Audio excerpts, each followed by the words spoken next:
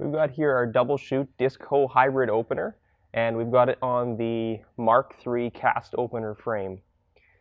Here we've got our depth adjustment, which is a cam lock. We've got our spring pack on top, which is adjustable. By removing this pin up at the top, you can move the down pressure up or down 50 pounds. So you can go from 650 to 750 pounds just by moving a pin. Here you see we've got our scraper adjustment. These three bolts here are going to adjust the angle of your seed boot. And that's going to be important because you need to maintain the front of that seed boot as a scraper on the disc. So we like to see about a 1/16th to a 32nd of an inch gap in there. And you're going to be able to adjust that here. This bolt here is going to be for your cleaner wheel, which is mounted on a parallel arm through your disc spindle. And that's going to raise your cleaner wheel up and down. That adjustment is mostly going to be done to account for disc wear between seasons. Typically we run that wheel about an inch off the ground.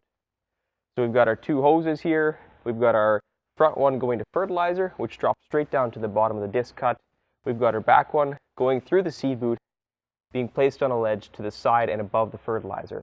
It's 1.5 inches above the fertilizer, and your seed bed ends up being about 1.25 inches to 1.5 inches wide.